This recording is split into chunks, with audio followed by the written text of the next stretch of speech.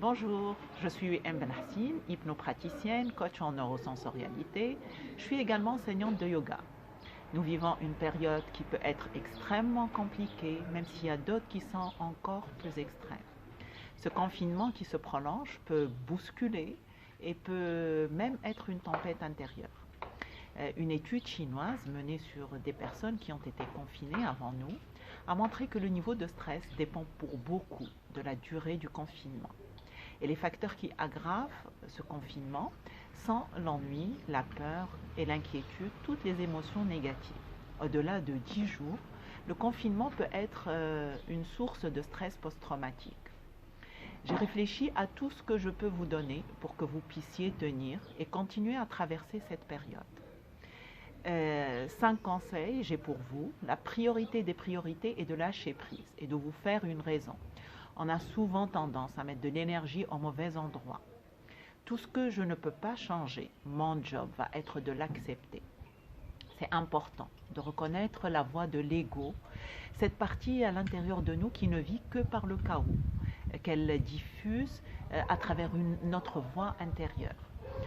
Dites-vous par exemple que Mandela a passé plus que 25 ans enfermé entre 4 murs, dans des conditions qui sont loin de ressembler à nos conditions, au confort qu'on a chez nous. Relativiser peut vous aider à mieux accepter, à mieux gérer cette situation exceptionnelle. Le deuxième conseil, c'est de rester en mouvement et de bouger. C'est vraiment très très important pour notre physique et pour notre santé psychologique. Même si on ne peut pas sortir vraiment, il y a en ce moment plein d'applications, plein de sites qui proposent de bouger dans des espaces exigus. Invitez vos enfants à bouger avec vous parce que c'est important pour eux. Et faites confiance à votre créativité et à la leur pour vous mettre en mouvement, même si pour quelques minutes par jour. Le troisième conseil, c'est de ranger. En fait, ranger l'extérieur permet de mettre de l'ordre à l'intérieur. Profitez pour trier, parce qu'en faisant ça, il y a un impact direct sur votre intériorité. Le quatrième conseil est d'être le plus zen possible avec ceux qui vous entourent. C'est une période compliquée pour tout le monde. Partez du principe que les êtres qui vous entourent sont eux aussi dans ces émotions. Respirez, prenez du recul pour être le plus zen possible, pour ne pas que ce confinement détériore vos relations. Rappelez-vous que vos relations sont précieuses. Rappelez-vous à quel point vous aimez l'autre qui partage votre confinement.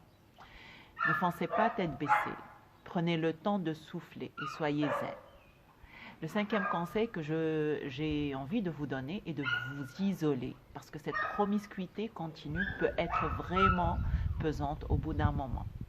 On a besoin de moments de reconnexion à soi.